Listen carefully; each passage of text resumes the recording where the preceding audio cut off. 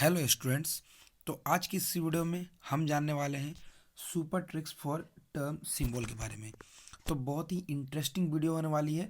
Video में and तक जरूर बने रहेगा, क्योंकि आज के बाद में जो है आपको टर्म सिंबल निकालने के लिए कभी भी कहीं पे दिक्कत नहीं होने वाली है। विद इन 5 सेकेंड और 2 सेकेंड के अंदर में आप किसी भी मोलिक्यूल का टर्म जो है, किसी भी कॉन्फ़िगरेशन का आप इस वीडियो के बाद निकाल पाएंगे, ये मेरी गारंटी है।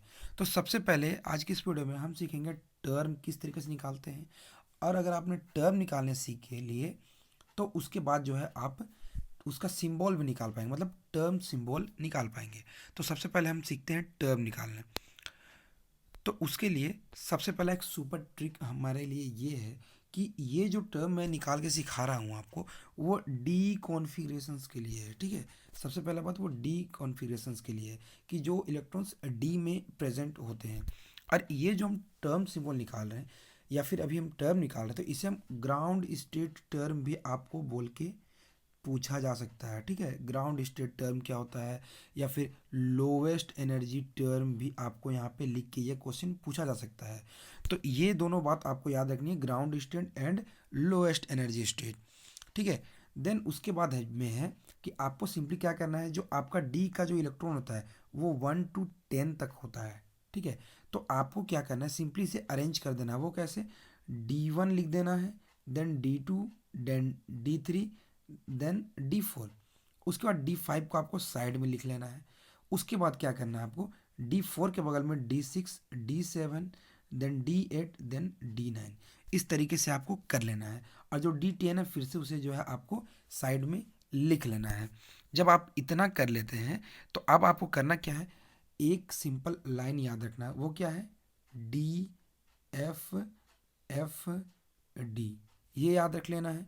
देन आपको उसका करना क्या है, आपको 4 नंबर याद रखने हैं। वो भी कैसे, 2, 3, 4, 5। बस आपने इतना याद रख लिया तो आपका जो है टर्म सिंबल D1 से लेके D9 तक का निकल गया, एक्सेप्ट D5 और D10। वो कैसे, तो उसे आप देखिए कैसे आपने निकाला है। तो जो D1 और D9 का जो टर्म है वो आपका 2D हो जाएगा। D2 और D8 के लिए आपका 3F आ जाएगा, एंड D3 D7 के लिए आपका 4F, और D4 और D6 के लिए आपका 5D आ जाएगा। अगर यकीन नहीं होता तो आप खुद से एक बार कैलकुलेट करके चेक कर सकते हैं।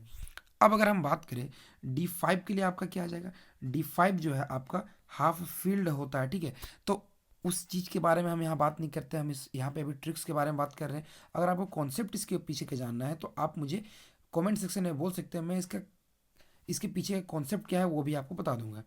तो D5 के लिए हमारा होता है 6S, और D10 के लिए होता है 1S। तो ये दो चीज़ बस आपको सिंपली याद रखनी है। और इस तरीके से आप D1 से लेकर के D10 तक का जो टर्म है वो आप इजीली फाइंड कर सकते हैं। अगर आपने इतना फाइंड कर लिया है तो अब हम इसके सिंबल के बारे में बात करते हैं।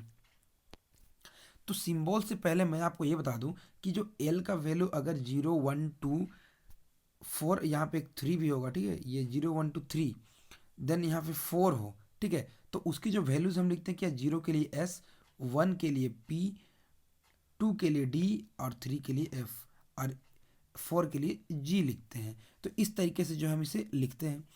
तो अगर आपने L की वैल्यू क्या, अगर अगर आपको पता है तो आपको किसी भी टर्म, अगर मैंने आपको अभी यहाँ पे निकालने सिखाया तो उससे जो है आप उसका सिंबल भी निकाल सकते हैं। वो कैसे, तो जो टर्म सिंबल आप लिखते हैं उससे आप कैसे लिखते हैं, 2s+1 L J। अगर आपने जो है ये J को हटा दिया तो ये आपका ये क्या है, ये आपका टर्म हो जाता है। अब अगर इसी में आपने J लगा दिया तो आपका ये सिंबल हो जाता है। तो ये हो गया टर्म सिंबल का पूरी तरीके से फॉर्मूला। अब जो J की जो वैल्यू होती है, J की वैल्यू क्या होती है हमारी, L+S से जाती है हमारी वैल्यू L-S तक चली जाती है। ठीक है, तो अगर आपको जो है सिंपली अगर मैं बोलूँ यहाँ पे कि आपको कोई भी टर्म मान लेता हूँ मैं 6S दिया हुआ है।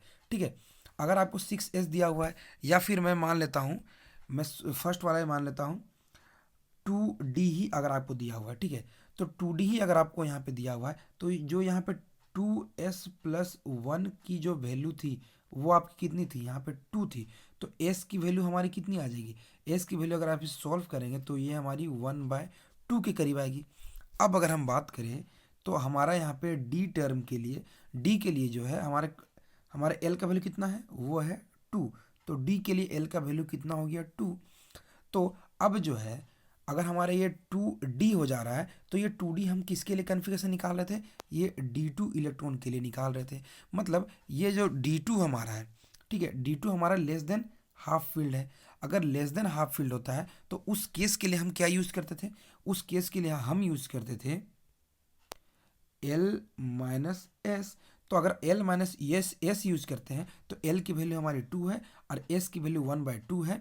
तो 2 में अगर 1/2 माइनस करेंगे तो हमारी कितनी आ जाएगी, 2 माइनस 1/2, तो ये हमारी आ जाएगी 3/2 के करीब आ जाएगी।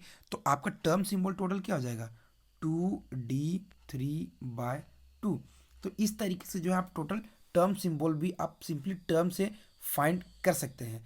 तो ये थी हमारी ट्रिक्स। इसी तरीके से जो है आप और भी किसी चीज़ का जो है टर्म सिंबल जो है इजीली फाइंड कर सकते हैं। अगर वीडियो अच्छी लगी तो वीडियो को लाइक से और चैनल को जरूर सब्सक्राइब करना इसी तरीके की वीडियोस के लिए। मिलते हैं नेक्स्ट लेक्चर में। धन्यवाद।